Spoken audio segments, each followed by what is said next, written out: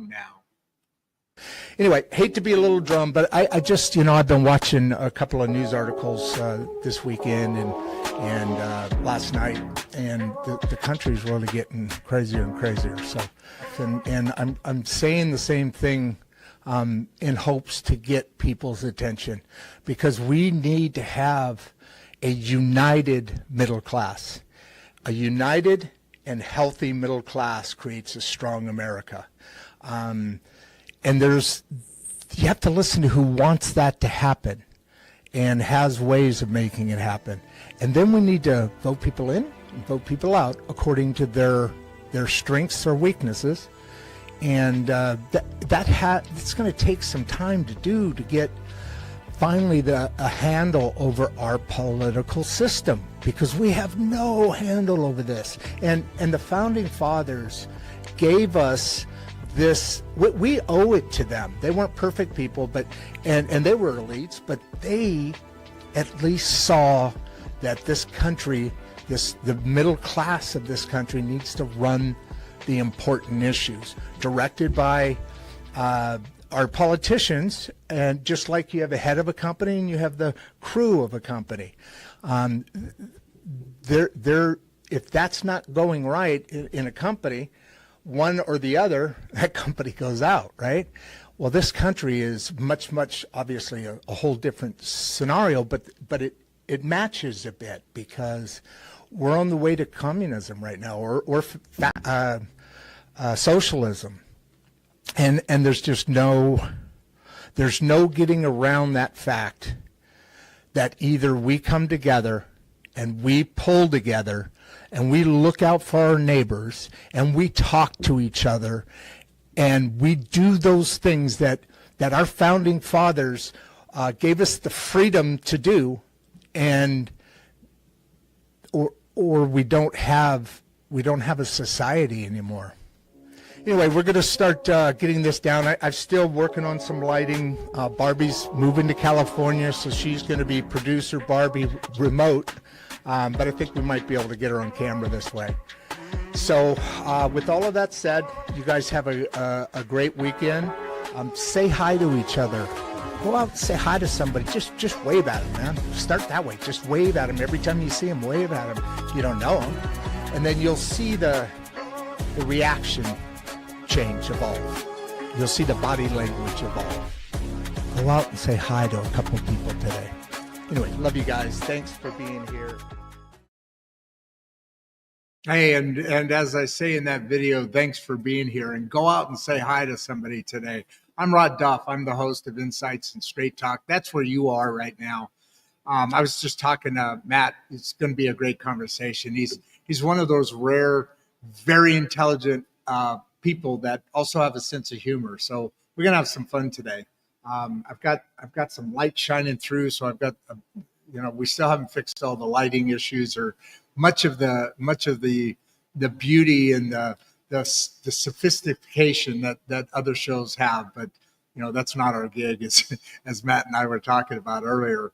And I'm producer Barbie and I talk a lot on this show, but before I get into that, I just wanted to say that a gentleman called from yesterday's show. He called me up right before the show and I said, "Hey, I'm taking your call real quick, but I'm getting ready for the next show. Anything you need quick?" He goes, No, brother, go do your thing. And he goes, "I just wanted to let you know that you're really bringing on a message that people need in this country, and the great middle class really are thriving for, and you're affecting and you're having that positive effect." And when you hear those kind of things every now and then, it's very nice to hear, and it kind of gives you additional energy to put that next effort in. And the reason I say that, I even bring that up, not a pat on the back or anything, just a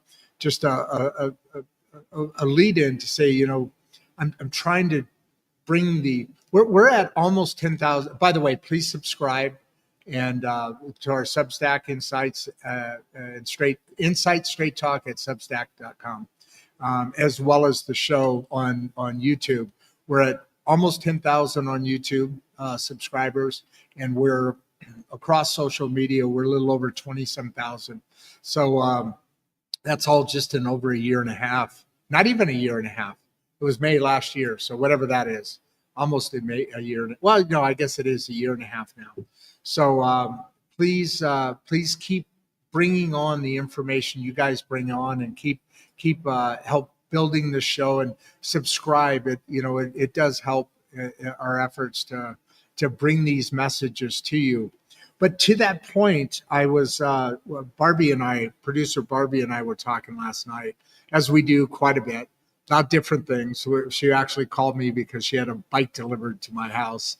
That's another story, but we were chatting about that. And then I asked her, I said, what did you think about the monologue last night? Because I was really inspired by it. I was very happy. And she goes, yeah, it was good. I'm like, okay, you didn't like that, huh? But as we were talking, she said something that I really needed to hear. She said, stop trying to read your script. That's not our voice. That's not the voice of our show. Our show's about real people, talking real life. And she's right about that. Don't you hate that when your partner's right? I'm talking to us guys now. We deal with that a lot. We're never right. But sometimes she's really right. I mean, and I can't argue with that. So I'm opening this as if I were sitting on a couch at a friend's house, house party, like Matt and I were just talking. The coffee's strong enough to wake the dead, and people talking truth without filters.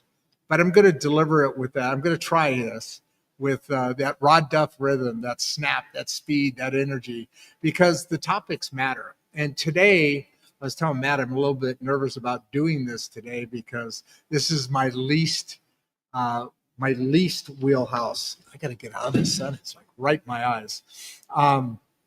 But they're probably some of they are the most important topics we'll talk about on this show, because this is at the end. This is about money. This is about risk, law, taxes, probate.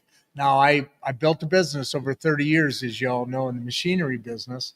But so I know a little bit about business, but liability and estate planning, these are things, like me, most families avoid until it's way too late.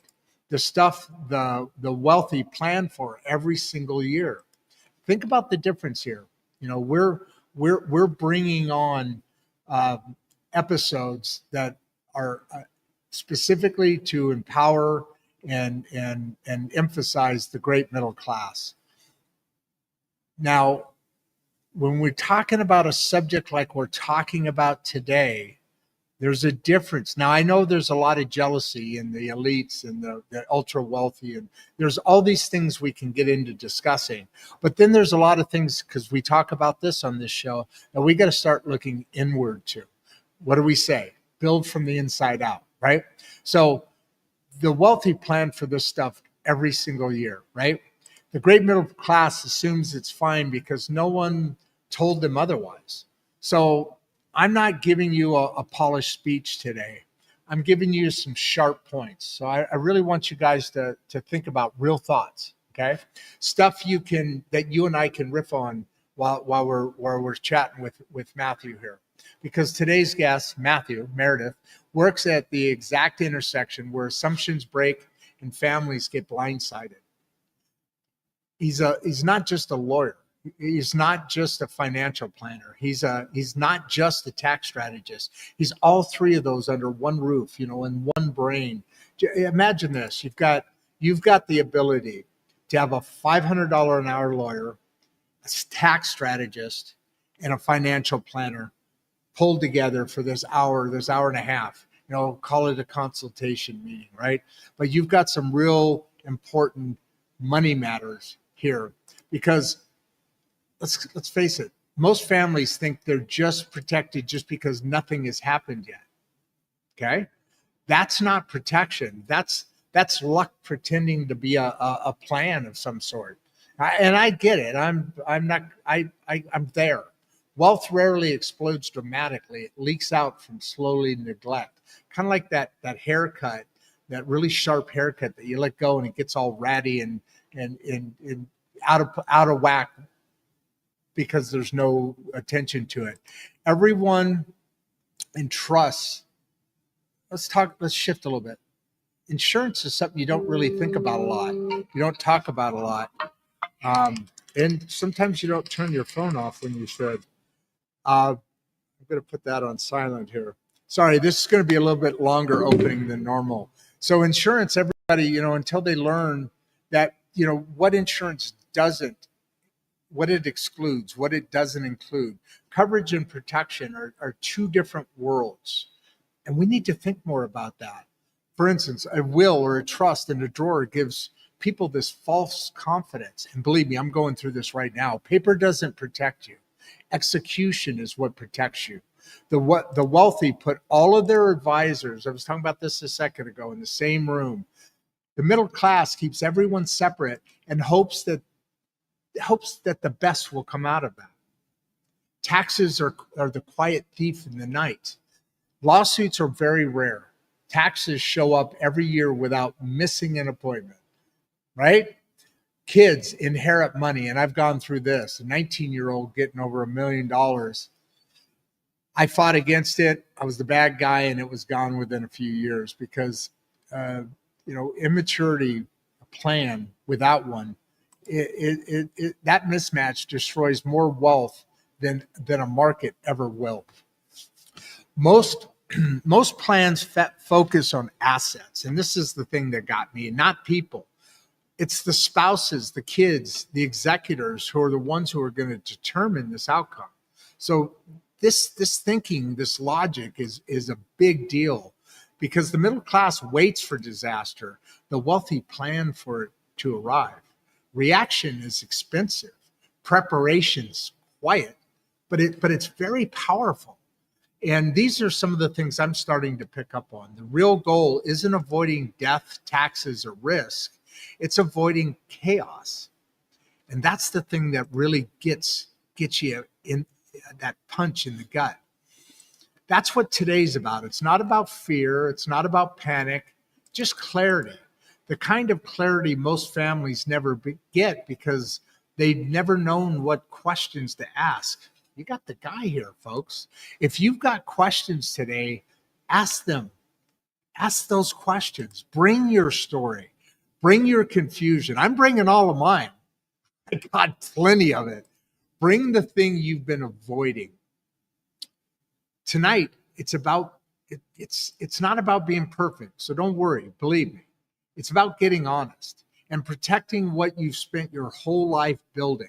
So Matthew, let's get into it, brother. How you doing, man? It was a great conversation back in the green room. I hope you didn't touch any of those peanuts. We were watching. So, I was good, Brad. I was good. But thank you for an amazing introduction into it. And it's a pleasure to be here with you and your guest. And so do I get a thumbs up on that one? Was that a little two bit thumbs more up, my man. All right. You've watched a couple shows, so that was within the style. I can go home here shortly and be relieved that Barbie is going to go, okay, that one was better. I think, as we discussed, there's so much when you're doing a video podcast that you want to say. And I've tried to memorize things so it's more natural, and it just, they can tell. And so everybody likes a natural way. But then afterwards, you sit back and you're like, oh, geez, I forgot to say estate planning. Right, exactly. That's my biggest fear. So I try and do that, but I'll find a balance somewhere. I've got, as we said, 412 shows today under our belt here. So I've started doing this. I forgot to ask you a survey. I've started a survey, by the way. This is a little personal thing. So I started this survey yesterday. I've got, like I said, we do 6 different guests a week. So over the next couple of weeks, I'm going to try and find this out because here's what I want to do. We're building to get to 10,000 subscribers, as you know, and our Substack is an extension to this. By the way, I'm also starting I'm really excited about this. I've started writing a column for the Mangum Star, the newspaper here in town, and now I am their columnist. So we're adding all this information going out to the great American middle class, and we're building on it. But my question is, this is just a survey for guests coming in, because we get asked have guests every day, basically every day, come on and ask. And I'm going to start. We used to charge, and I quit doing that because I had to do more stuff, and it was just more difficult than it was. Well, not that it was worth. Money's money, but as you know, but if I ask you a question, if you came on for, like, we're already doing this, so irrelevant, but and sorry everybody, I should have done this in the green room, but I forgot. This survey is this. Yes, we'll do your subject. It sounds great. I love it. Blah, blah, blah, like we do a matchmaker. Here's a link. But I'm going to start asking people, look, we don't charge. We're not going to charge. We'll never charge. Never again, anyway. But you've got to be willing to sign up for a free, obviously, YouTube. It doesn't cost anything to subscribe, and we have a free Substack. So if I was to ask you that question and you were just signing up, would you agree to that? I wanted to ask you before, not after the show, because I think after the show you hopefully will be liking it. But would you go ahead and request to be on the show still? Oh, absolutely. I think a lot of people who are coming on your show have a message. And so a lot of them already have the YouTube. They're working on the Substack. And so without a doubt, sign me up. All right. I've got 2 out of 2 so far, just starting the survey. So well, I'm not going to tell you no on your own show. I know. That's why I do. Get away. I knew that. I knew that was unfair, but I got to check off I got to get in that habit of doing it. So sorry, folks. We've got what do we got? Like 3 or 4 people on already. Somebody else just jumped on. So Matthew, we're going to be talking about a very important series of subjects, which are all under the same umbrella: financial wealth, or passing that on, or protecting that. And I've got a lot of questions, so I'll be jumping in and joining the conversation, obviously, as well, for my own personal needs, as well as I'm sure many in our audience will have those same things going on, as far as questions and needs, and how do I handle this, and what do I do, and how do I get in contact with you? How do we put this together, all that stuff. And I already told you, towards the end, I want you to put in a private chat, if you would, your contact information, because these kind of subjects matter. When you're talking about, over 30 years, I built up a machinery business, and then I wound it down, and long story, and then started this about 1.5 years ago after I wound that down. Kind of, this is my gig. This is what I do for a living now. I basically play video games all day. I play on social media all day. I know it's horrible, but at the end of the day, this is important, because you've got to be able to have your life's work. I said it in the beginning. It rarely does it just explode, a business, wealth. It usually is something by neglect that fizzles, that leaks out, and by other ways, mainly by uneducation. So let's start, Matthew, with you, as we talked about. What was the journey that got you onto the journey that you're on now? And very rarely do you see a lawyer and a certified meeting planner. We have either or a lot of times, because we do talk a lot about finances and crypto, and kind of fits into one of the lanes we work within. But how did you develop that full picture that makes actual sense? Bringing that team together, in your case, under one brain. How did you get there? What was the journey that started you on that path? What made you want to go into law? My God. Well, that was a later decision. Let's start from the beginning. I was born in the bayous of Louisiana. My mother was a teacher. My father was electrical draftsman, not really the engineering, but the draftsman. And so my father was very outdoorsy. He would take us fishing, Louisiana, canoeing and fishing down the streams.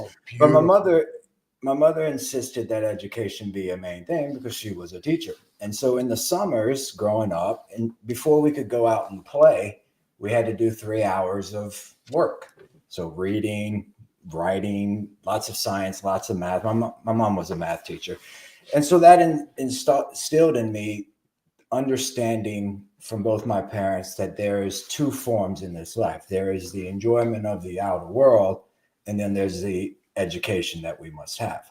And growing up, moved to Houston when I was around 22, and that's really when it started. I got a roommate who was an ex-Wall Street broker working in Texas, going through a divorce, said, hey, you're new here.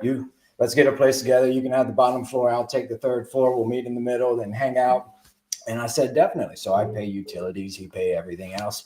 And I paid attention to what he was doing, because at this point, I had started at LSU, was pre-med, all the way up through the 3.5 years, second organic chemistry class. And the day before, it was summer, so you had class every day. The day before, I got a paper cut on my thumb, and I stamped it into the book. And so the next day, I'm looking at the blood on the page, and I said, God dang it. And I closed the book up, turned around, and started walking away. And my friend who was sitting next to me, where are you going? And my exact words, I don't even like blood. So that was the change. And so ended up moving to Texas, got up at U of H. And at this point in time, I was going to school full time, working full time just to make incomes and pay these utilities. And this guy was always on his phone, in his boxers, just loving life, making phenomenal money. And I said, man, what do you do? Teach me what you do. And so I knew that he was Wall Street. I knew that he was ex-broker. And he said, well, do you have any money? I said, well, I got some student loan money. He said, perfect. Let's go invest it. And so I opened up a brokerage account and started trading. And I was trading penny stocks, things like that. And of course, things took off, and it's my senior year. I'm studying advertising, marketing at U of H last semester, but I was making all this money on paper. And I said, I don't want to do advertising. I'm going into this other industry of trading stocks. And so graduated about 1.5 years later, working some marketing business, still trading on the side. The same guy comes back and he says, hey, do you want to come over? We're starting a company, and you can go get your Series 7 and some other licenses, and you can learn to, be a trader for a company. And it may turn into nothing, but at least you'll have a Series 7. And I said, absolutely. So I jumped on board with them, worked for a few years. What's a series? Talk to me about a Series 7. Sure. So a Series 7 is a FINRA license. So it's it allows you to trade equities, stocks, things like that. And so a lot of people, registered investment advisors, they only have a Series 66, which is more for managed money, things like that. A Series 7 allows you to do, back in the day, commissionable trades and things like that. And so I ended up having the opportunity when I joined with him. He said, look, we're going to open a trading desk in Boca Raton, Florida. Go down there and help them set it up. I'd never heard of Boca. And I'm like, yeah, okay, whatever. I hate Houston. Let me jump into a car. So I drove all the way to Boca. I get there after driving 2 days, and I'm expecting to see the guy who I'm going to work for. I had only talked to him on the phone as a market maker a few times, and he's got a do-rag and a Harley. And I'm sitting there like, oh, I drove a long way for nothing. so I called my mama like, Mama, I think I made a mistake. And she said, why? I said, he's on a Harley and wearing a do-rag. And I'm in a suit. I showed up to Boca in a suit ready to work. And he ended up becoming a phenomenal friend of mine. We actually lived together and worked together, and it was Boca, so nice. Everything's expensive. We became very good friends, and I learned the industry. And while I was there, the roles of running a trading desk, you have to kind of have compliance. And so I was the youngest guy. These were all snowbirds from New York who moved down to Boca. We were a block from the beach, had this huge trading desk floor. And so one day they said, hey, you need to get licensed for compliance. So I went off, took my Series 24, got licensed in that. That's for supervision and compliance. And then things were going great, and the economy crashed. And that was kind of the turning point. And as I sat there watching Lehman Brothers go to zero, I said, this industry's over. I have to do something different. And at that point, I moved. I ended up coming back to Houston for a little while, followed a woman to Norman, Oklahoma, of all places. And we didn't last for long, but 2 days later, JP Morgan offers me a job. And so I got into financial advising. At JP Morgan, I worked with a lot of the local people, small town Norman. and really I was really good at it because I understood the market. I understood how transactions worked and how people moved around. And so I was able to really make a nice living. But as I mentioned to you, Oklahoma has tornadoes, and I got hit by an F5 tornado in 2013, and I took it as a sign from God that I was no longer allowed to be in Oklahoma. So came back to Texas. Yeah, I came back to Texas, got up with another company, Capital One Investing, and I excelled. I was doing phenomenal. They kept giving me branches, kept growing. And in this process, I started being mentored by one of the vice presidents of the entire investment side. And so he had me start reading books, and he realized, look, you like to learn. What are you going to do? And I said, well, I'd like to spend several years doing deeper education. And what was happening at this time was, and this is very much so in the financial industry, is you have a client, he has a tax issue, he has an estate plan issue, and he comes and says, hey, what do I do? What are my capital gains going to be on this? Well, I know the answer, but I'm not allowed to tell him because I'm not a CPA or I'm not an attorney at this point. And I hated that. I hated that this person had to come to me, form a relationship, and when he has a problem, I have to send him off. And so what happens in this industry, Rod? You send them over to a CPA, you send them over to an attorney. The CPA is arguing with the attorney. They're not communicating. They're just giving opposite advice. The client's paying all this money from professionals, and none of it's in alignment with him. They're not even talking to each other, making sure, hey, we're going to do an S Corp election. You need to build out this LLC for them. Nothing's happening. So the client gets furious, comes back to me and says, thanks a lot, Matt. You screwed me here, and fires me. And I said, this is not the way this should be done. And so it happened in a conversation where they're saying, you're not a lawyer. This is why you can't give advice. And it was my ultimate, here, hold my Topo Chico, I'll be right back. And so at the age of 38, my wife is from Mexico. So we had gone to Mexico. She was drinking a pina colada on the beach in Tulum. I was sitting there swimming. And I looked at her and I said, I think I'm going to go to law school. And she just kind of grinned and, yeah, okay. And within a month, I was prepared for the LSAT, went and took the test, and boom, I got into law school here in South Texas College of Law here in Houston. And my focus was going to be heavy estate planning, but they don't really have that much there. And so it became tax. And it became a lot of tax. I kept taking law tax courses. And because I'm a certified financial planner practitioner already from before, I knew a lot of this stuff. So I had a good basis. But then it became, let's go grow some more. And so the goal that formed over here was we need to do better for the client. The client comes in, they need help. We need to provide it to them. No more of these 5 different advisors with misaligned information.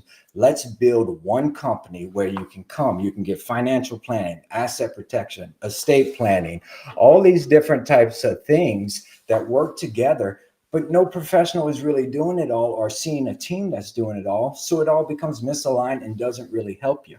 And so that's really what Meridian has been, is the build out of all these things I've learned over the course of time, so that I can have that one-stop shop where it's law, tax protection, all in one. And it's been a crazy journey. It's a lot of work, but it's been quite a joy to go on.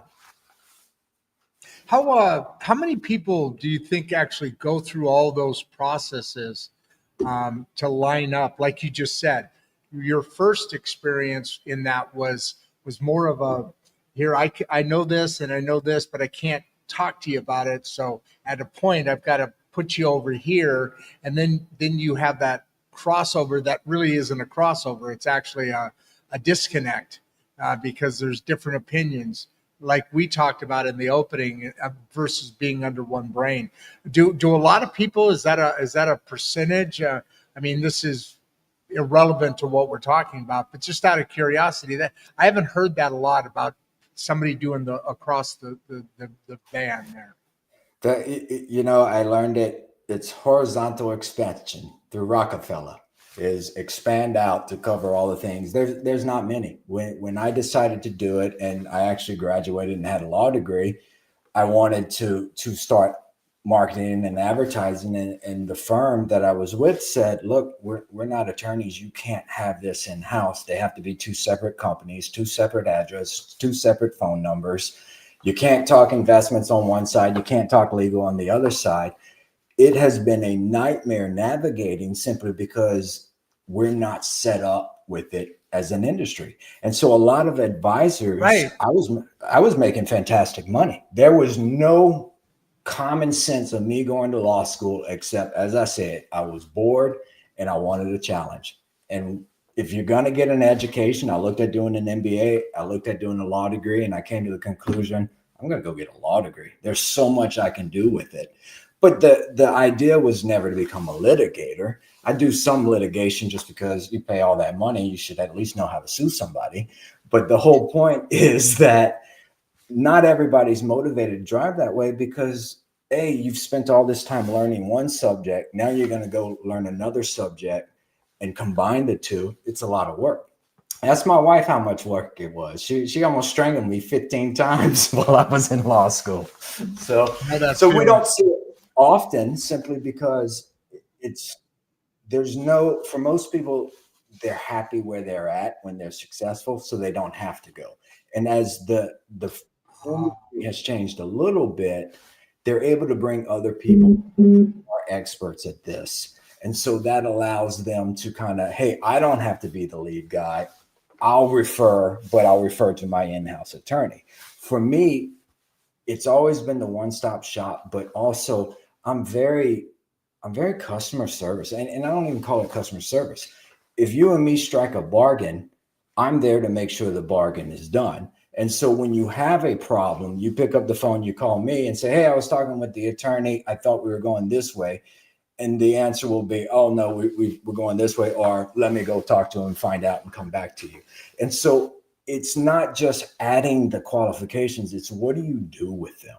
How are you going to make the industry better, which really drove me because I was so tired of telling somebody, look, I can't give you the answer. Let me send you to somebody else. And then you don't know what happens.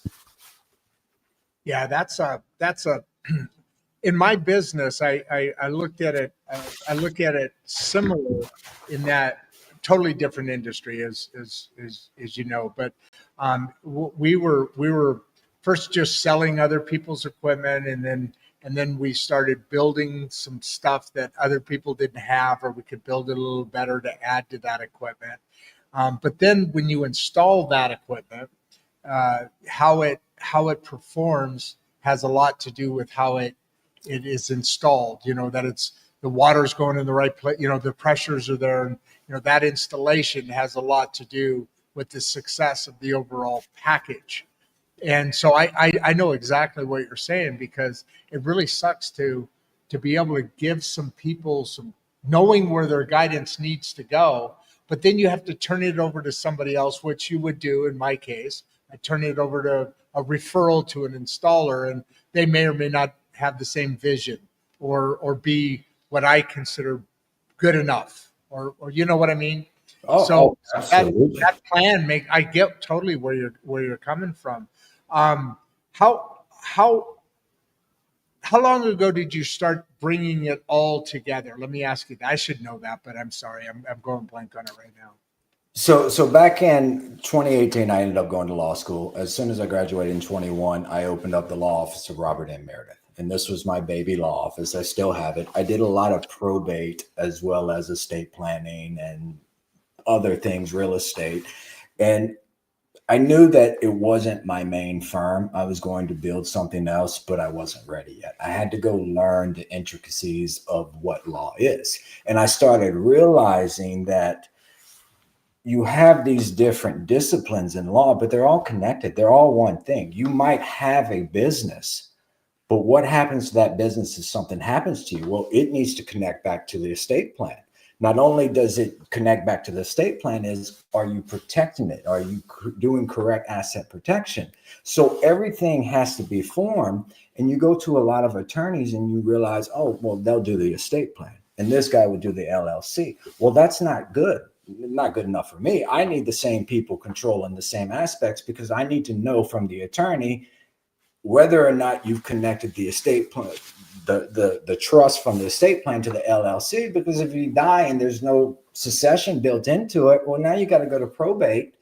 And now we just completely ruin this business because it may take them months to get access to the company. And what you could have sold for $1 per share is now 30% on the dollar, and you've completely lost the company. And then that doesn't even bring. Is with the example you just gave because it's sat there flat for this extended amount of time? Well, we talked about probate in the beginning. You'd never do it again if you knew how long it'd take, is one of the comments that it's this chasm that really is only there for those who don't plan. It has to be in place because they've got to be able to figure something out. But does the government ever really do anything best? Well, we can go on and on about that. And that becomes the issue. Is I learned so much by seeing it done wrong sitting in probate court. When I first got my license, I would go to the Harris County probate court and I would just sit there. And the judge saw this guy coming in, and after a while he started asking, like, who are you? Where'd you go to school? Oh, I went there too. And so then it became, well, why are you here? And it was, well, I'm old school. I'm going to learn by sitting here. And so it became this. Every week I would go to probate court. I would sit there after everything was done. And so everything moved to Zoom. So it was just me, the bailiff, and the judge and some clerk staff. He would turn to me and say, all right, Mr. Meredith, what do you have for me today? And I'd stand up. He would make me come into the actual pen, and I would ask my questions, and he would respond and give me legal justification for it. And then he started understanding my background was finance. And he said, you really need to start getting in, helping us, because there's not many people like you that understand the legal side as well as the financial side. And so they started saying, let's do dependent administration. Come help us do this. And that's when you really learn a lot, when you get in with the squabbling family and you realize, oh, this is a nightmare. These people are going back and forth with each other. There was no will. It's a mess and nothing's getting done. And so now they've had to hire me to come in and basically settle the estate at my fee. And so you see what should have been for the children go away because there is no will, or because they picked the wrong people to handle it. A perfect example when we talk about probate mistakes is co-trustees. If your son and daughter argue all the time, do you think they're going to stop arguing when you die and they have to make decisions together? No, I'm right. To see it. Now I'm waiting for the case where they're like, oh, we don't need you, Matt. We figured it out and we're best friends again. Not going to happen, Rod.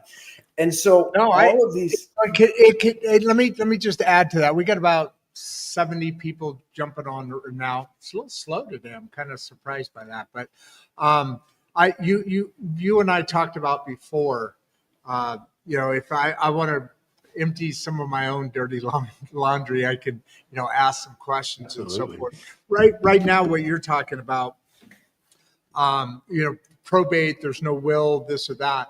My mom actually has, she passed away a number of years ago now. And her fifth husband is the what do you call him? Trustee, executor of the will. And what he ended up doing is he actually ended up changing the whole will. And now one of my nephews is his whatever, and they won't even let me look at it, the new will. There's some really and unfortunately over time, I think and this is important to talk about. About 100 people on, got a couple of questions started already here, but the reason I bring this up is there's also there's when you start fighting this stuff, there's a time. My God, I actually know more about law than I'm making myself sound right now. But time runs out.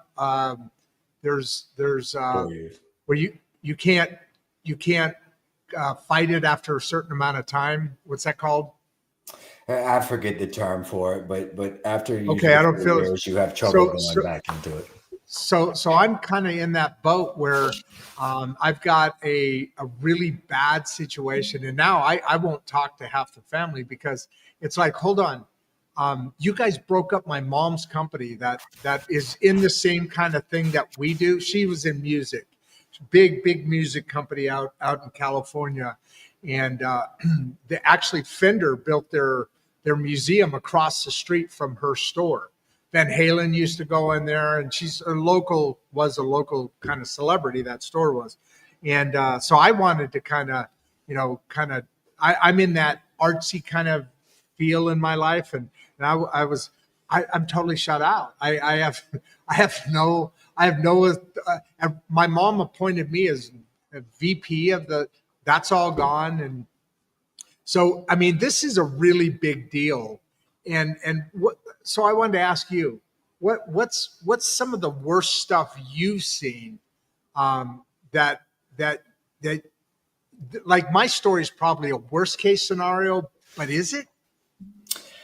It's not a worst case scenario. There's certain Afraid you were going to options say you that. have. Yeah, there's options you have. It gets more into litigation aspects, and as I told you, I try to avoid litigation. I'll do breach of contract because it's pretty simple, and business owners need it. But with litigation, it gets nasty, and it's hard to be happy in a world when you're around people who fight and argue all the time. And so I've always tried to avoid it.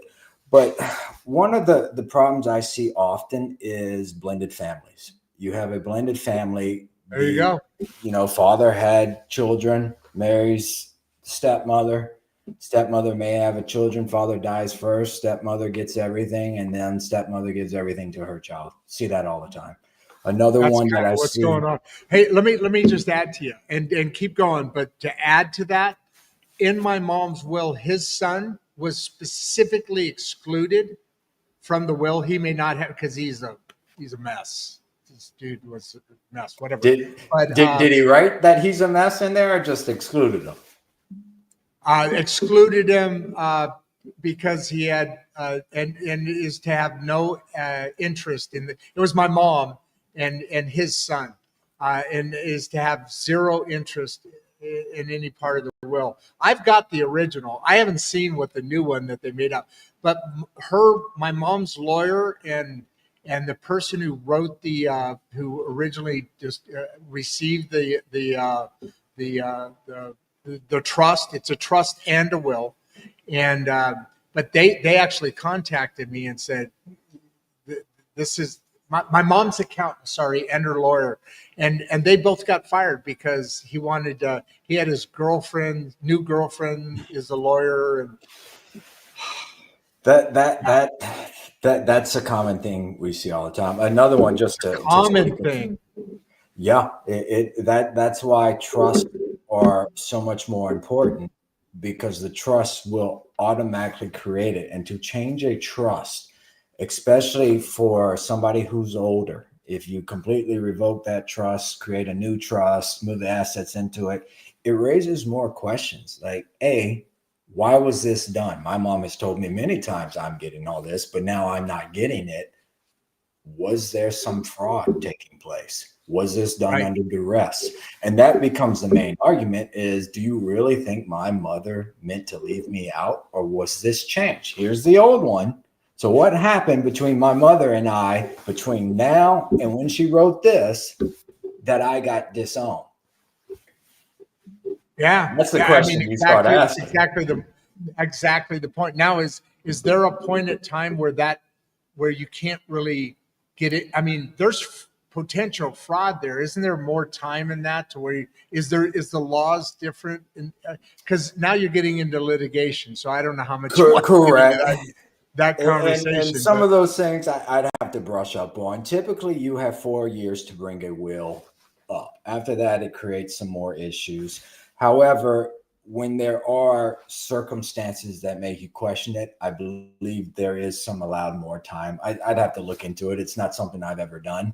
So it's something we'll talk about afterwards. Maybe I'll I'll find out for you and give you the answer on that one. Yeah, I would love to have a chat about that. Go ahead with what. But getting back to some of the mistakes you see, you mentioned there's 300 people, by the way. Oh, There's 300 fantastic. people. Disowning people. So wills are public.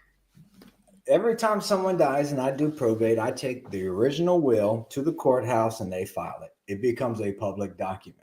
So if somebody had a will where, let's say, I was their child and they said that deadbeat Matt Meredith, he's such a punk and a liar and I hate him and he gets nothing, somebody may have just defamed me and I may sue an estate. And that's what people leave emotion out of these documents because they're public. And if you attack somebody, that son who wasn't getting anything, guess what? He just put a lawsuit on your estate and he might end up getting way more than dad had expected him to get. And so we have to be very careful when we're writing these things because there's a better way to write it. It's not like in the old movies where, you see this situation happens and, oh no, we're not doing it. A lot of times what you see is more because of reasons known, Matt doesn't get anything from this will. And you leave it at that. Another big issue I see, which we briefly mentioned, is who do you pick as the administrator or the executor to do all this work? It's a lot of work. I know it's a lot of work because I've done it. I'm dealing with certain things now. And so houses and assets need to be sold. You have money that needs to be distributed. You have beneficiaries who are bothering you all the time. And so what does mom or dad think when they're saying, who will be the executor? Oh, I know. I'll pick my best kid. Oh, I'm so proud of Matt. He's so smart. He's going to be the guy. He's married. He's a lawyer. He's perfect for this.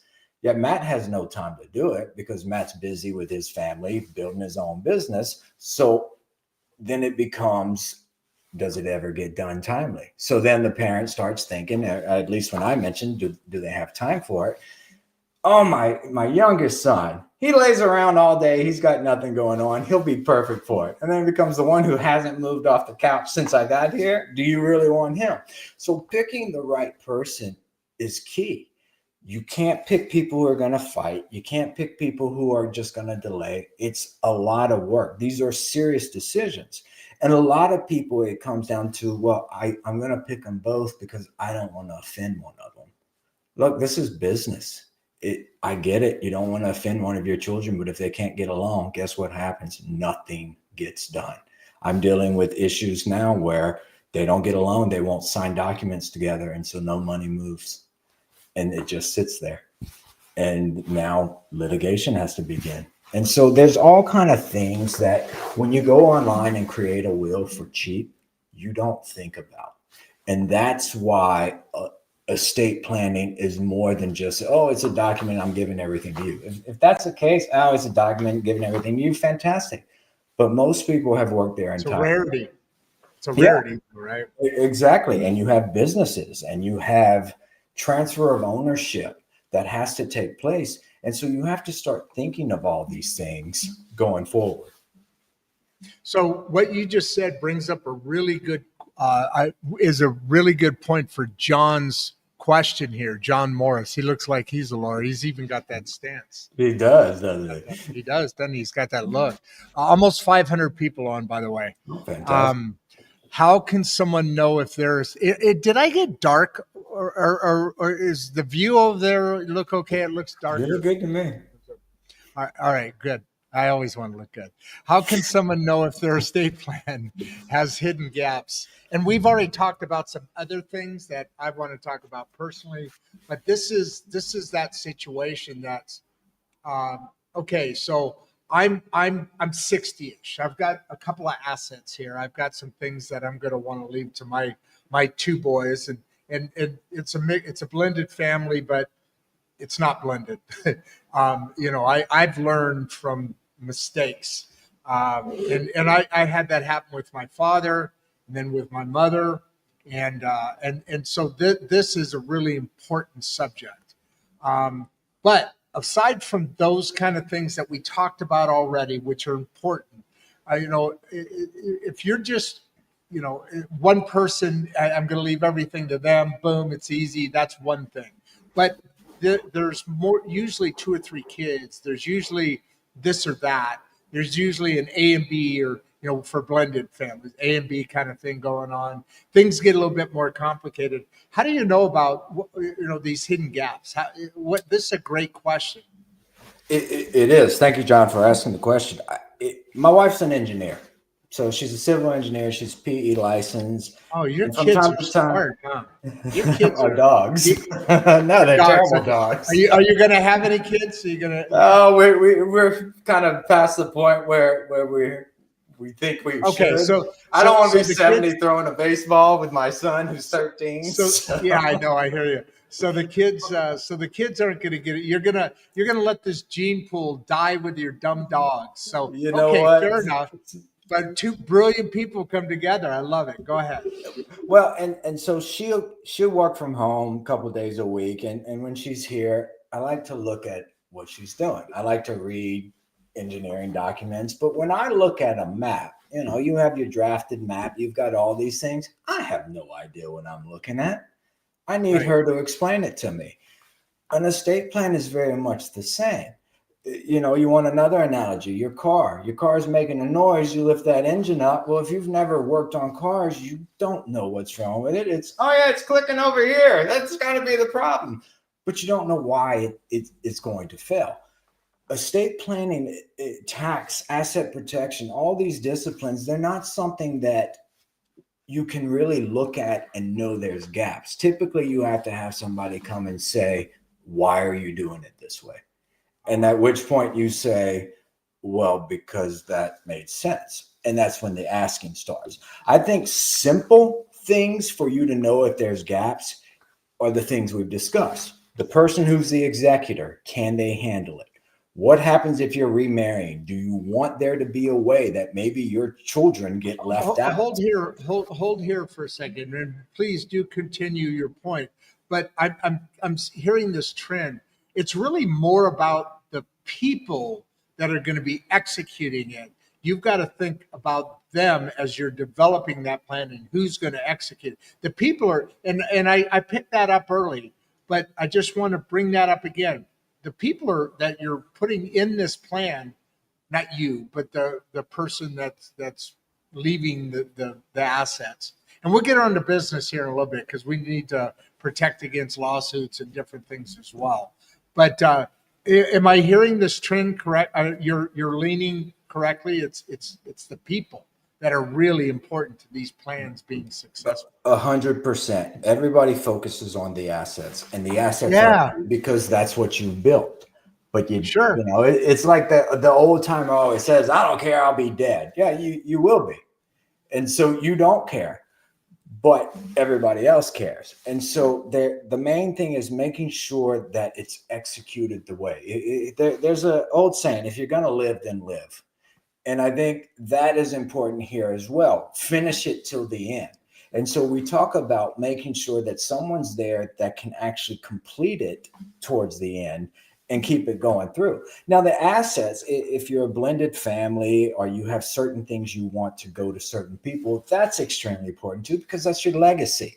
And so you want to make sure your legacy goes out the way you want it, and that situations don't happen like what we're talking about, where the fifth husband comes in and now you've been disinherited from it. That to me is a major thing I talk to people about who have been married and they're split kids. Well, if you die first, what happens? Well, everything goes to my husband. Okay. And then what happens? Well, then it'll go to my children. Well, you can't really control that through a will. You need to build something that controls that. And so we talk about. Is that the trust? That's where you get into trust and things like that. And so people always, a lot of estate planners push trust because, you'll avoid probate. It's not about avoiding probate. Probate's not that difficult to go through. The trust is there to protect your asset. It rounds them up. It won't protect them from creditors, but it protects the interest in it. So you build a trust pretty much if you have something you want protected. That's how I always go. And so if you have complex things, let's say you have a lot of money. Remember, we've already talked about a will being public. Are you going to post to my 13-year-old son, I give you $100,000? me as the banded robber who goes through wills on the website for the county says, oh, this little kid just got a ton of money, and so did all these people. Now everybody knows it. It's completely public. You don't want that. If you're giving things out, assets, don't put it in a public document. Protect the secrecy of it. Create the trust. The trust doesn't go through probate. And if you've done the trust properly, neither does your estate. So are you saying then that, okay, this is interesting. This is a little bit different tack. By the way, I don't know if I'm out of the way. I have no idea. They won't tell me anything. I can't even get a look at it. I guess I can do some research on public now that you said that and see what other documents are out there. But so typically, Rod, if you're a beneficiary, you have the right to ask for a copy of the will. If I know, and I did. No, that may mean somebody's taking you out. Ah, yeah. Well, okay. And I would not be surprised by that. As a matter of fact, producer Barbie calls me a trust fund baby, and I say, well, we'll see. Not anymore.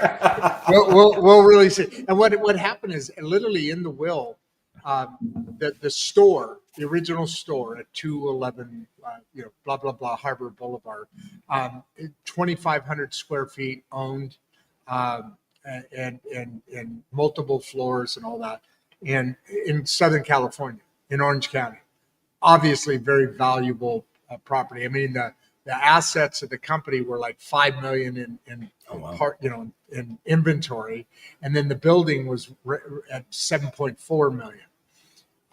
So what he ended up doing is shutting down the business, doing a fire sale, which I don't know where any of that money went, but and then he sold and in the will it said the will is to be split up this way, this way, this way, this way. The building of which Fullerton Music Centers sits is to be solely and separately to Rod and Tammy. 50-50 kind of split. And then the rest of the will is the house, the camper, cash in the bank, that whatever, that kind, the other stuff. Well, he sold the building and then bought a building next to my sister for, I think 6 apartments or something in Long Beach, which then her husband was hired to renovate, spend hundreds of thousands of dollars on that. And then I don't know what's happening then he bought a little store and moved the big store into the little store and then closed down the business. And I don't know what's going on with anything anymore. So, I've got a lot of digging to do, but man, I mean, that's also a lot of money, to defend and fight those things. I mean, so anyway, I'm going on a rant here. It's all right. That's kind of where I'm at. I mean, that's kind of where I'm at. It's like, damned if you do, damned if you don't. But the biggest thing is, that side of my family is no longer, in my opinion. I mean, they call me and stuff, and I'm like, you guys are the devil. I don't want any, and that's what happens in these kind of things, right? I mean, you've got a family. We were pretty close all along. Now I consider half my family, dead to me. And who knows? In the beginning, I put, it's a lot about confusion, and with confusion comes emotions, and then you get to where we are, meaning we are, my family and I are, and that's mainly because of me, because I mean, I was my mom's son. I'm her oldest son, and we had a relationship. And I actually tried to buy the store a couple of times because I'm a musical person, and I wanted her legacy to continue on. And there's assets there, but there's more than that. And so now it's like you're like looking through, you're at a high rise. I'm on the 15th floor, and I'm looking through a window. And I can see him back there, but I don't know what's going on. And that's the most frustrating thing about all this. And this is the kind of thing where you really need help to walk you through. We've got almost 500 people on. Walk you through and protect those things. And let's get into a little bit of business here, because a couple of things you brought up when you talk about a trust. Like I bought a little house out here in Oklahoma. So I have this house now. And well, I've always owned houses, but I bought a house out here after producer Barbie and I split up, and we're still friends. We talk every day. We're still involved in the show. We're better this than that. And at the end of the day, what is that trust protecting for this question and in my situation? And you do a will and a trust. Is that it won't keep, like, if there's creditors, they can still pierce that, right? But if it's like going on public notice, the public notice will be that there's this will, but it always refers to the trust and doesn't say what's in the trust. Is that kind of the protection that you're talking about? And let's add this to the biggest risk for small business owners regarding personal assets. So can you kind of roll those two things together and go through that for me? Well, one thing to close out our last subject real quick on the will. We talk about this, and you have to go back and you have to think, would your mom have wanted it this way? That No. her children or that they're fighting back and forth. No, she didn't want that. This is a result that has happened. And that's what we try to stop happening is The chaos. how do you want it to go? How do we make it so that your children aren't going to fight? How do we do this so that everything is copacetic? I like that word, copacetic. I do too. Yeah, it just rolls off the tongue. Awesome word. Awesome word. Awesome. And that becomes a thing. Like, you've worked so hard to build something. You don't want to just dump it and hope, here, Rod, have fun figuring it out. No, you want to make sure it goes to Rod. And that's why you need somebody to help you read the engineering plans laid out before you. Because if not, you don't know. I learned from experience and seeing it and taking part in it. Most people have never sat in a probate court, so they don't know what comes up. And that's why sometimes it's best to pay more than the cheap online version if it's needed, so that you've got something protecting you. Now, jumping into asset protection and businesses and trust. Trusts don't really protect you from anything unless it's an irrevocable trust. We will create irrevocable trusts to move assets into them that protect. Most trusts have what you're talking about, spendthrift clauses, meaning that unless the trust is technically sued, there's some protection. However, it doesn't mean that they can't be sued. The estate can't be sued. And these are assets that are part of the estate in most cases. If they haven't been moved into the trust, that can become problematic. It's a lot harder to sue a trust that is irrevocable or an asset holding company. What's the difference? What's the difference? So revocable trust, also known as grantor trust, or I can change them. I can change it up while I'm alive. I can do anything. Irrevocable, a grantor trust, revocable trust will become irrevocable when you die. So what you wrote when you die, it's set in stone. There's also a way, though, to make a set in stone trust now. But what you're doing is you're creating an irrevocable trust. It's a separate entity. It has its EIN number. You might have control over it, but the assets really aren't yours. And in certain cases, for tax purposes and even legal purposes, you might not even be able to be the trustee on it. You're just a beneficiary. So an irrevocable trust, taking the assets out of your name, if you're sued personally, typically those are separate from you. So you hear things like very popular South Dakota Trust, Delaware Trust. These are asset holding type trusts that you're moving in there. There's tax purposes and all this. So those are the type of trusts that'll protect you. But if most cases, for most of our clients and for most of your guests, a regular grantor trust, me and my wife create a trust. We put some assets in it, the house, things like that. It's more for control.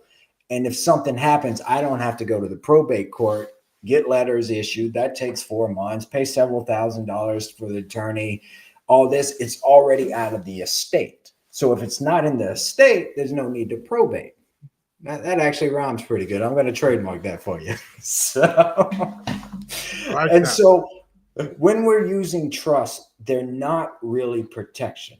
They're controlling. If we're going to protect things, it's either irrevocable or we're going into the next level, which is asset protection. And that So is, what are you protecting from? In an irrevocable, let's say I put a house and a business, I don't know. I guess you could put anything, right? Your cars, what you put any asset that you own, you can put into a trust. Now you technically, and this is what I understand very wealthy people do, is that the trust is there.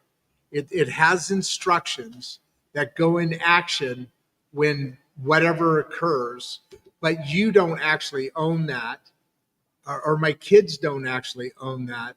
And people literally keep trusts going along, like very, and maybe I'm wrong about this, like let's say a Rockefeller kind of thing.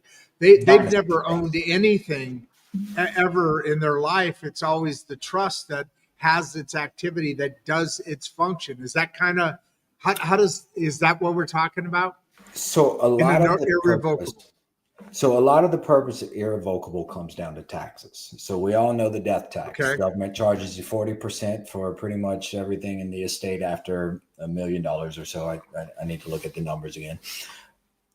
We want this out of the estate into its own entity because then it's not part of you. So there's no 40% tax on this type of stuff. And so this gets into gift and estate taxing where you may have a lot of money, you're giving some to your kids, and you're giving some to your grandchildren and generation skipping. And so you have credits for these type of things that you can do.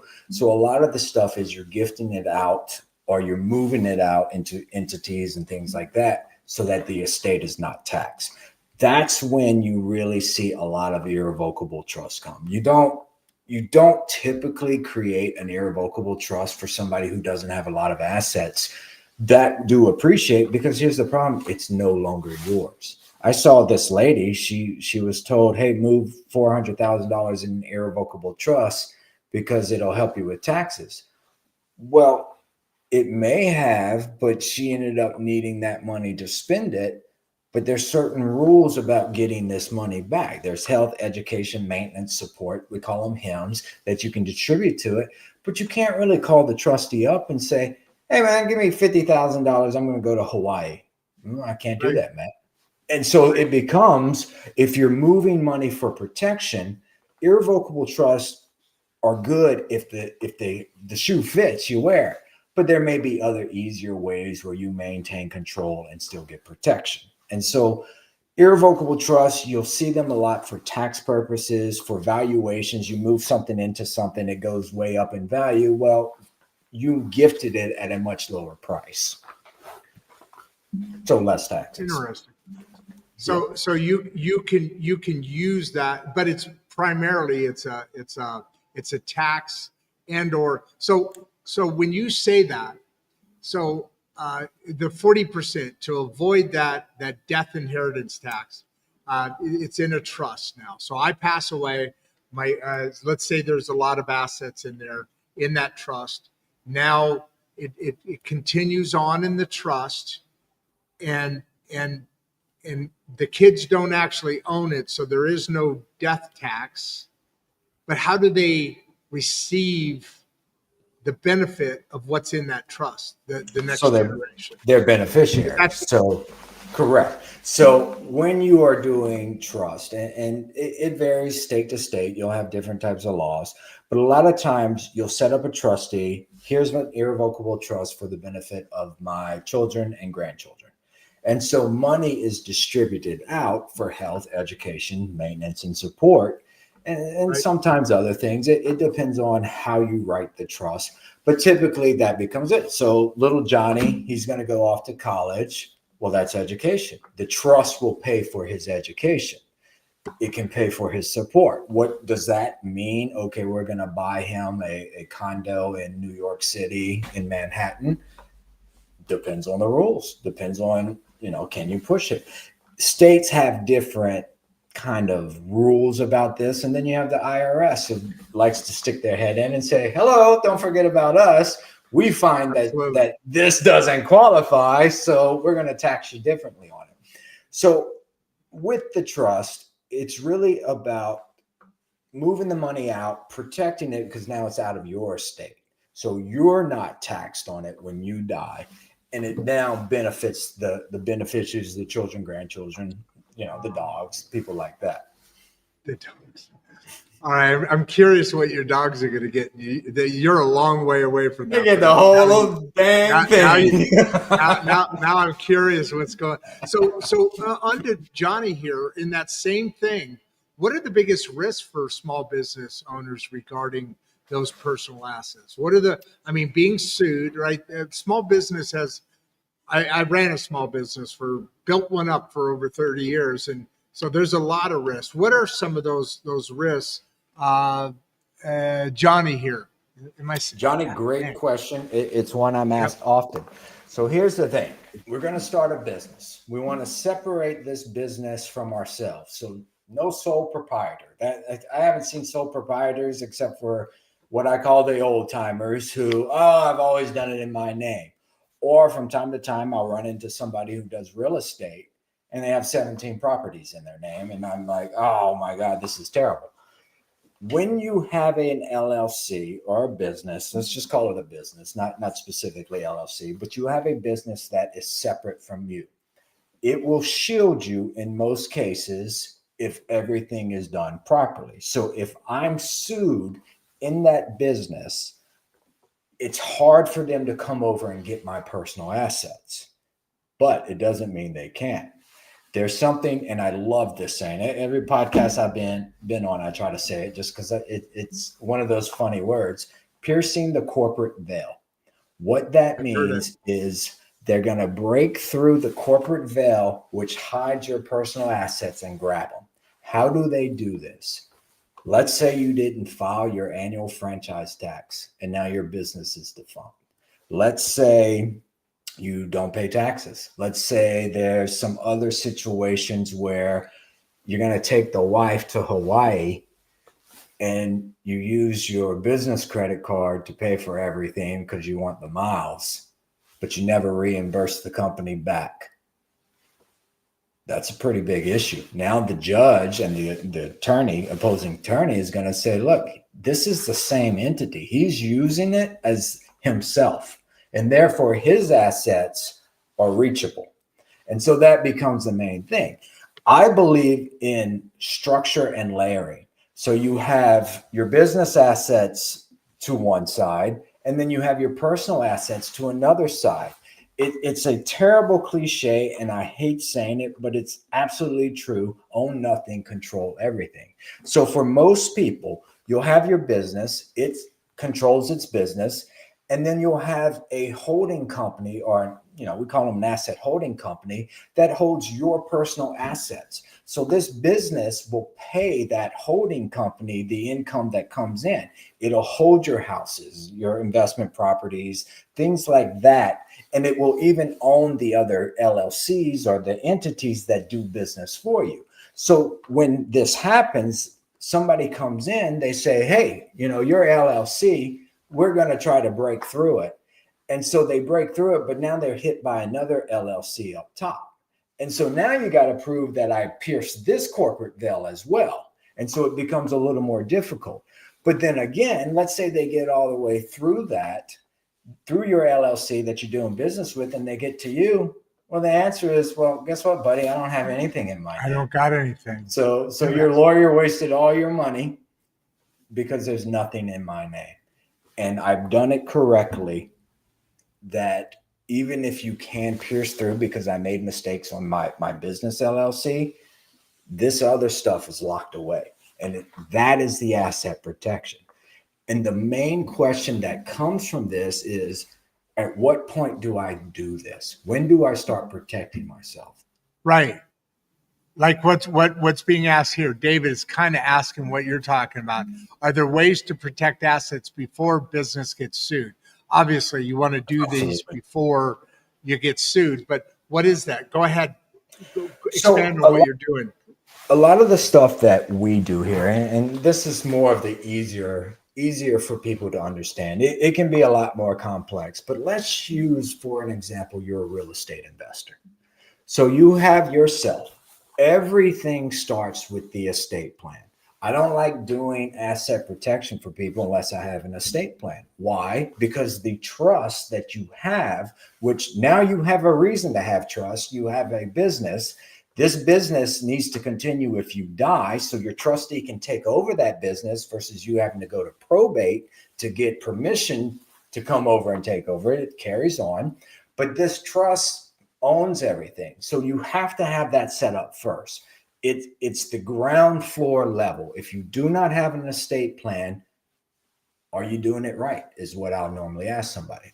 So then you have this real estate property. Well, you don't want to keep the property in your name because if you get sued, that property's up. But you also don't want to take this property that's worth a lot of money and stick it with a bunch of other properties, because if you get sued in that property, they can grab your other assets. So now you start creating an entity that can usually create subsidiaries or children. So you have a parent entity and then you have children that branch down under it. And so in Texas, we use a Texas Series LLC quite often. They've been around for a while. They have withstood scrutiny. And if you do it correct, you have one LLC, but you're branching off of the child. And so you put a house in each child series. And so now they're protected from each other if one of them is sued, and you only have up at risk that one asset. But of course, like everything, there's rules to it. You got to file your franchise tax report. You have to keep separate bookkeeping. You have to maintain the entity in the right way. And if you do these things, now you're separating your assets out. But these are only your assets. If you're going to do business, well, you can't do business in this same company that holds your assets, because what happens if you and me, you hire me for something, you don't pay me, and I sue your LLC? Well, now I have access to all of this stuff. So you want to do your business through what's called an operating company. So now we have two LLCs, a holding company, an operating company. The operating company is who makes contracts. So for this example of ours, we have a real estate person. He has renters, he has roofers, he has all these people that are doing work. They do not have privy of contract to the actual asset. They have it to the operating company that's over here. And so if something goes wrong, let's say the renter sues you, calls you a deadbeat, well, he's suing you on the side of the operating company. In most cases, what we're doing is all this rental money, all of it comes in, but it's going to the operating company. And so that's where the lawsuit happens, where the argument happens. But when it comes in, we grow this money, and now we're moving it back over to our holding company, which holds our assets. So we have bank accounts, brokerage accounts, things like that, soft assets where we don't worry too much about risk coming with them. They're passive. And so when the lawsuit does happen, it's simple. And I've said it before. Look, my client has $7,000 in his business, and he's going to probably file bankruptcy. And if he does, it's all going to the lawyer. So what do you want to do? And now you've taken a lot of risk. It doesn't mean you don't get sued. It doesn't mean that, hey, they can come at you. It doesn't mean they're going to try to pierce the corporate veil. But now you've added all these layers into how your assets are. And you're sitting there as the individual owning nothing. Your brokerage accounts, all these things. I see doctors all the time who have huge brokerage accounts in their personal name. And I have the conversation like, what are you doing? If you get sued, the first thing I would go for is that brokerage account. And I tell a story all the time. When I first got into advising, I had a client. He got sued. Judgment came down. And you sit there, there's nothing you can do. And for the financial advisors, I always try to educate them. Hey, you better protect your client's assets. But again, that's law. So the financial advisor can't really say much about it because now he's stepping over his boundary of what he can say. And so here in the world, everybody's running around with all this money in a brokerage account and nobody's saying anything about it. Interesting. Yeah. And so that's the structure. And now it can be more complicated. You have more businesses all connected to a ultimate holding company. It's a fantastic way to move assets out of your name and protect you and your family. But ultimately, I did a number of things almost right, falling just a little short. I It's funny how you're talking about it being complex, and it can get more complex and this and that. But the reality is how you set it up either works for you or doesn't. Um, and the reason I say that is I tried these different things with different companies and setting them up, and it sounds like there's a much better structure just between asset and operating. Those two LLCs, those two operating entities, and then having children. I wish I would have talked to you 10, 15 years ago. I get that all that exact same thing. Where were you 15 years ago? Well, yeah, I'm going to joke. Oh, go ahead. Go ahead. Well, and I was going to say, you're adding a layer as well. So let's say you get a judgment on you. Right. Well, they'll come and they can take your income from the company that you're getting. So when we're structuring these asset holding companies or these LLCs, we're creating a top asset holding company that we try to build in anonymity through it. A lot of times I'll use a Wyoming LLC because they are anonymous. And so when your company pays, it no longer pays you directly, it pays your holding company. And so now you put in another layer of protection where it makes it harder for them. My wife and I talk all the time. We've always been kind of separate assets, but we have joint assets together. And the issue is if I got sued or she got sued, joint assets can be attacked. So my money could be taken if my wife had an issue and had a judgment against her. So it becomes important. Don't pay yourself directly from the company, pay your asset holding company so that you're now storing it, protecting it, just like that brokerage account in it. You have a bank account and you take your money when you need it and protect yourself a little bit more. It adds layers. And I always say this, Rod, asset protection are like ogres, which are like onions. There's layers. I like that. Or parfait, if you prefer. Let's peel back some onion, some of the layers of this onion, right? So I'm going to jump around a little bit here because they're kind of going across multiple avenues here, and some of it already being answered. Like for instance, if I go down here, by the way, this is Bradley Pomp. I made him a promise, God, a year ago now, probably. Anytime he shows up, I got to give him a shout out. So Bradley, shout out to you. Thank you for the question. Can real estate investors protect personal property from business lawsuits? And that was the example you gave early on. Correct. And like I said, I just want to hit their questions, but I think we've already got that. Is there anything you want to add to Bradley here? Because that was where we got in, where we started in this. If you're a real estate investor and you've got the business account or the operating account and then the asset account, that's how we started on this. Is there anything you want to add with Bradley to fill that out, a little more color in between the layers at all? Bradley, what's important again is doing business. When we're doing business, we're doing it in an entity that is legitimate and up to date. I posted today on my LinkedIn, avoid the cheap LLC traps. Meaning when you form an LLC, you can go to one of these form places, pay a couple $100, you have your LLC form, but you have no operating agreement. You have no other documentation that really sets it. So have you really protected yourself? And so when you build a business, build it right. I know it's a little more expensive to do it right, but I don't have issues sleeping at night. I'm not worried about things. And I guarantee you my sleep is worth a whole lot more than a little bit of payment that will pay for itself over time. And so when you're doing these type of things, remember, get it out of your name, separate the entity from yourself. And if it's one of those spillovers, a lot of doctors, neurosurgeons, and attorneys, they're worried, well, they can come after me personally. Yeah, in most cases they can. And we have umbrella, we have E&O, but what if it's not enough? What if a doctor kills, 4 people on the table in 1 week? It's a really bad week, and his insurance isn't going to cover all of it. So now they're coming after him personally. Well, get it out of your name. That's what you're doing so that there's nothing there to sue. Let me tell you, I've seen a client sitting with his attorney that they're just giggling as well. We're going to sue you for this. We're going to sue you for that and they're giggling because they know like this is going to cost you so much money, and we're not going to tell you anything. Yeah, and that's what happens.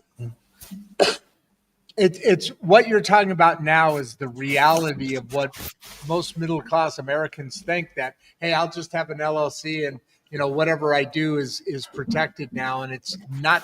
I mean, the end result is doable, but it's not the way we think about it. And we've been told all this time, and maybe it was true 20 years ago, but we've never heard anything since about it. And so we're still living under that same. You talked about umbrellas. There's so many more things to open up here, but you hit a couple of things, and I wanted to bring this one up right away, because what you just said. Can insurance really fail to protect against a major lawsuit? And it depends on where you stand in that insurance, right? What's there and what's not. Exactly. Dennis Jim. I think that the scenario for you is you have umbrella policy and you go play golf. Here's a perfect example. You go play golf, you have a kick back a beer or two, you're feeling great, and you're driving home and you screw up and you hit a bus full of people. Let's say the bus doesn't explode, but God forbid if it were, but a bunch of people get injured. Do you think your umbrella policy will cover all that? No way. No. And so Chance in hell. These are the gaps that I talk about when we talk about asset protection. There's the hidden lawsuit, the things we don't expect of. As an attorney doing things, there is the possibility I could be sued for doing something wrong. I've accepted that. I have E&O. But what if I'm in the bar and my wife has a guy who hits on her, slaps her in the wrong place, makes me angry, and I punch him in the head, break his nose, and give him a concussion, and they turn around and sue me? These are the things that, yes, we have umbrella policies, we have protection, but that's not enough. When I was in Mexico, you and me talked about it. I'm in Mexico a lot. My wife is there. I love it. I'm sitting at a Chedraui in Guanajuato. I'm waiting on my wife. Guanajuato. Yeah, Guanajuato. That's tequila capital of the world, right? There's a lot of capital of the world in Guanajuato. Yeah, I'm sitting in the car, and it's a busy street on the side. And I'm watching, not really paying attention. The dogs are with me in the back. We're waiting. I'm impatient like I always am. And I hear boom. And I see it happen. The guy flips over the car, hits the ground. And I'm like, oh my God, I just witnessed this whole thing. You know what happens? There was no lawsuit. There was no arguing and fighting. The guy got out of his car, picked him up. They talked for a little while. He brushed him off. They shook hands and he walked away. Blew my mind, because I'm thinking, this is the biggest lawsuit I'm going to witness all day. No, they don't sue like that in Mexico. They don't sue like that in other countries. But we do. We sue like that all the time. I paper cut myself and wanted to sue the McGraw-Hill, whoever made the book. Yeah, no doubt.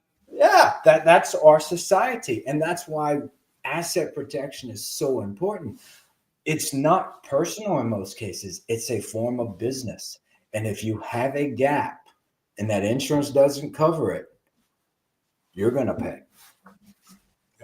That makes a ton of sense, especially when you say about our society that sues at every corner it can. Got two more. Well, there's a comment and a question here. One, because I want to get a little bit more clarity on this trust and will thing.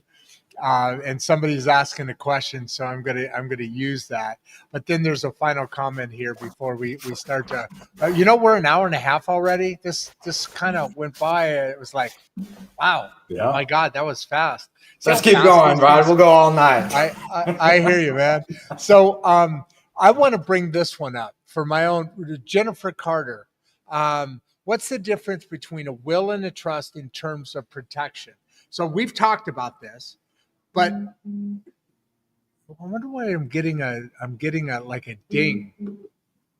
That's your Oh, phone. I'm getting notified. That's my phone on my, but it's coming through my earphones, which is weird.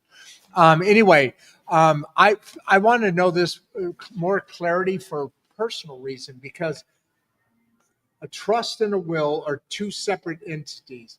Can you kind of add some add some colors in between the layers of that before we go into our last thing and kind of start to wrap this puppy up in a big beautiful Sure. bow? So in this case, and what I believe Jennifer's speaking of is when you have a grantor trust and a will, what is the difference? Not much for protection, because your trust that you create is most likely yourself. It's not going to probate. That is the main reason why most people have trust is, oh, I want to avoid probate. I'm going to put my house into it. So I'm going to pay all this money just to put my house into it. There's better ways. The trust, though, when it becomes irrevocable, it's more like an entity at that point. So there is some protection. But remember, when it becomes irrevocable, a grantor trust, it means the grantor is no longer alive. So it's not set up for asset protection at that point. Ultimately, all the will and trust is doing is disposition and holding of assets. That's what it mostly comes down to. Hey, I've got young grandchildren. They're 8 years old. One of my sayings is I never give young people money. So the trust is there to distribute for that health, education, maintenance, support. A lot of times those type of trusts will give a little bit more. Give him extra money on his birthday. You can create all those type of things when you're not worried about estate and death taxes. So you can be a lot more lenient. But in most cases, the will is the exact same thing as the trust. You're telling the world, when I die, this is what I want to happen. This is who gets it, and so forth. The will does the same thing, except it's public. And you have less control. I can't sit there and say, I have a grandson who's 13 years old. My trustee is going to give him $5,000 a year every day, really through a will. Because once the will's probated, the will's kind of over. You don't have instructions carrying on. So that's why people use a trust. Where it comes in more often in the way we do it, and I always tell people, I do estate planning, but I really do estate planning for people who need asset protection because it's another level. And most estate planners don't understand the business side and how the business side is run, and then how the tax side works and all the tax strategy, which we haven't really talked much about, but actually cutting taxes versus doing accounting. That's a whole nother story there. But all of this works together in a way. But most people don't know it because nobody talks about it because there's too many people making money on it from being a secret. And so that's why we're all sitting around twiddling our thumbs saying, well, I'm protected because I have a revocable trust. No, if you do something wrong, I'm grabbing that revocable trust from you. Wow. So as a lead in to kind of your what do you want to leave people with, and you're right, there weren't very many questions, which I was surprised about. That maybe our audience is more looking at, because tax planning is another level, and it's really important, and it's also becomes really important when there's a lot at risk for the tax man or to the tax man. So I think maybe we ought to kind of do a show that's more focused on that in a follow-up. But what would you want to leave people today on what we have talked about, which is basically asset protection? Basically our audience is really made up of a lot of small business owners and, that middle class America, that not the owner of the Fortune 500 company necessarily, who has a team of tax professionals and asset managers working for them. We're on that want to get there stage, and so I get the questions. But before you kind of give what do you want to leave your new fan base of?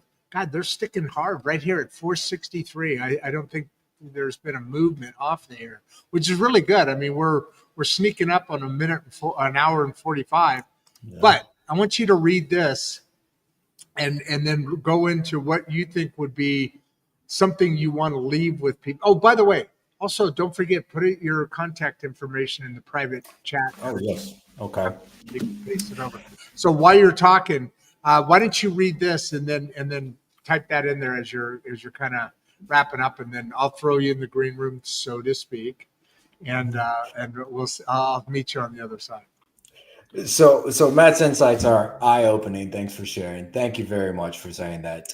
What I leave with you is the situation I found myself in. I was tired of the way things were being done. To this day, I'm still tired. I'm tired of before I formed Meridian, having to refer business out to a CPA who wasn't under my umbrella, not hearing back from him, charging my client this ridiculous fee, not doing what I specifically told him, this is what we need to be done, arguing with me in emails with the client, and making the experience for the client terrible. There is a better way. Meridian was found to bring it all together. And how I tell people is when you're with Meridian, you're talking to me. You'll talk to my CPAs, you'll talk to my other attorneys as well, because we're all working together. But in the morning, before we even talk to you, I'm sitting here sipping my coffee, eating my kolache, talking to the CPA who's telling me we're doing an S corp, open them up an LLC, I'll do the S corp work.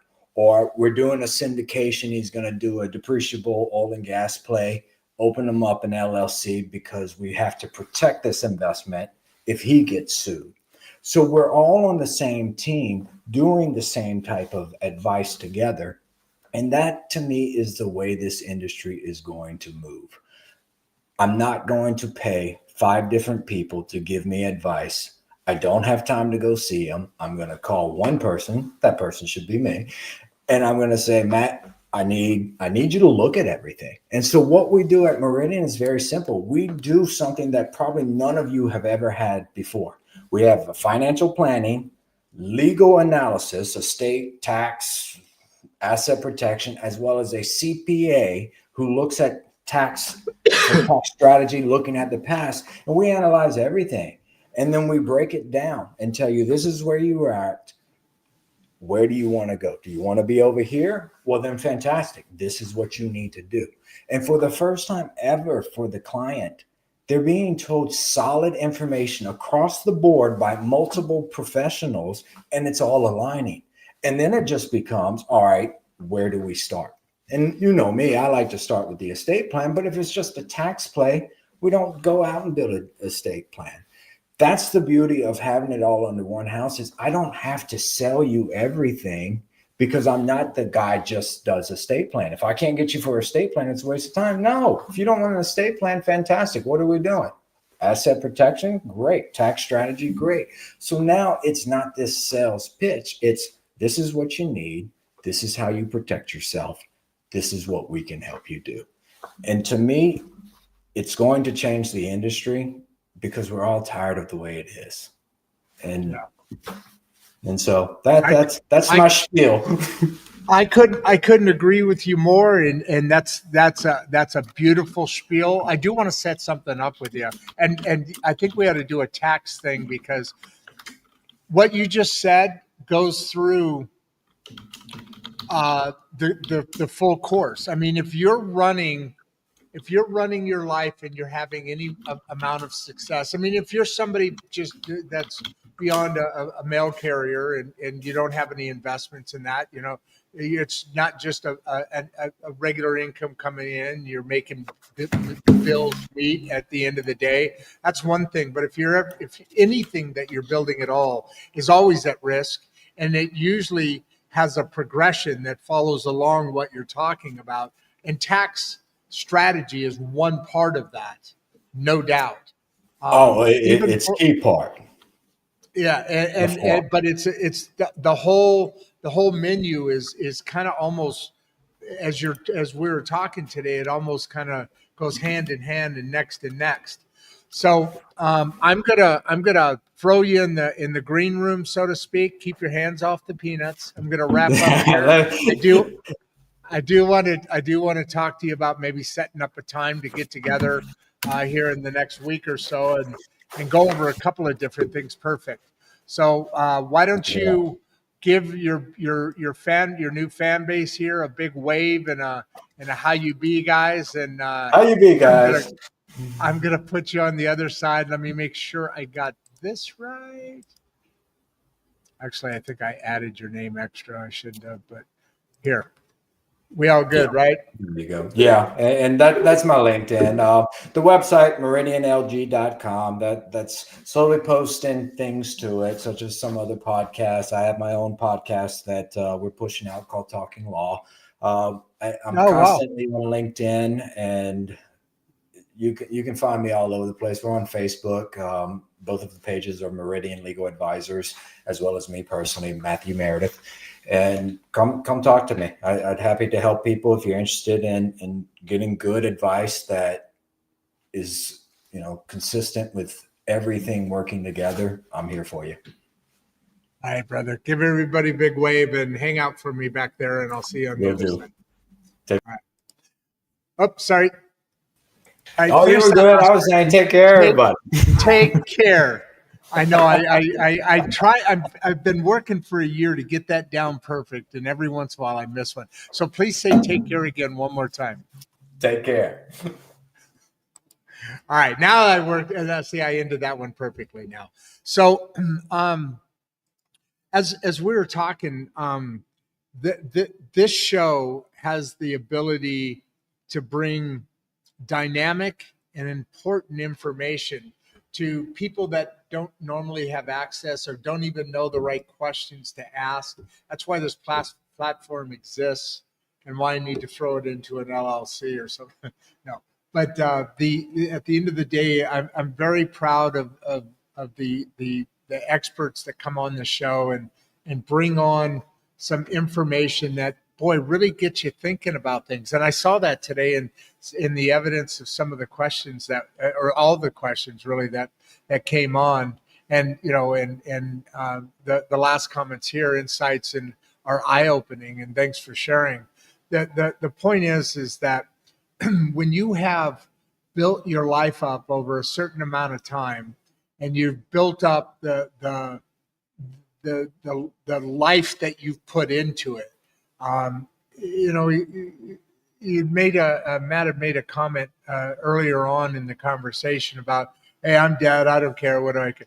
If you're going through and you're building this up and you're going to be moved on. You're moving on to another space and you're not here, but your memory is, and the memory of what those assets are, and the memory of what all of that was. That's now being passed on, whether it continues to the generations or not. You're still grandpa, you're still dad. I'm speaking for myself, and this is kind of the last memory of what your influence is on your loved ones, and your influence is to your loved ones and your family members and so forth. And to put all that into a place of risk or a place of chaos, you're not here, but your legacy is. And this isn't a guilt thing, this isn't any big deal, but your legacy is still here. And I know I've got a lot of frustration about my own family because of that legacy, and this whole legacy should be something else. I talked about earlier. My mom carried a legacy throughout my life, obviously, and I watched her build it from no business, working in different industries, and finally getting to that journey that put her on that path. And so, if nothing else, folks, don't look at something like I won't be there. I'm going to be passed away. What am I going to care? Because all of that you want to leave onto your family for them to build bigger, better, right? We could do competing taglines. We can make America great again. You can make your family great again, or you can build back better. So whatever way you fall on the thing, but these are true facts that you want that to happen, but you also got to realize something, that your legacy is now at risk. And it's not like you're doing anything bad or good, bad, or indifferent, but you want that legacy to be, something that passes on, not just the assets, but the lack thereof, or the chaos that exists out of what comes from your passing. And the more expertise you have in that experience or that effort, I mean, let's face it, the more likely you're going to have success with it. You're going to have, and I'm just focused on this whole legacy thing because I'm getting towards the end of my years. I've got a long way to go. I'm not planning on passing anytime soon or anything like that. But at the end of the day, you're passing on a legacy. You're passing on something. You're passing on that something with the image of what it is that's attached to it. And so how well do you want that to go? How well do you want not only your assets to be protected while you're here, the tax strategies that you need to keep the most of your assets, but then you get into things like trusts and wills where, versus probate and what happens. So all of those stages really kind of lead to a lasting legacy, which isn't just the hard assets you left behind. It's the ability to pass that through in a form, in a shape, in a manner that leaves everybody at peace. And that's the beauty of experts like Matt here. And what I was really attracted to in when we were first talking was that all in one menu. You've got the ability to be covered through one action, which makes life itself so much more simple.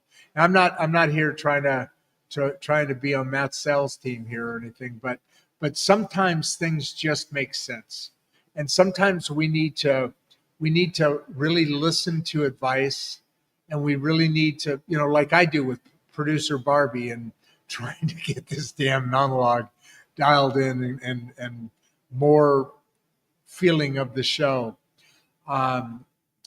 We had a great people. We still got 400 people in. They're listening to me monologue on as I wrap up the show. But I just want to leave you guys with this. And it's very simple. You guys see me do this every once in a while, and it's just that I'm out.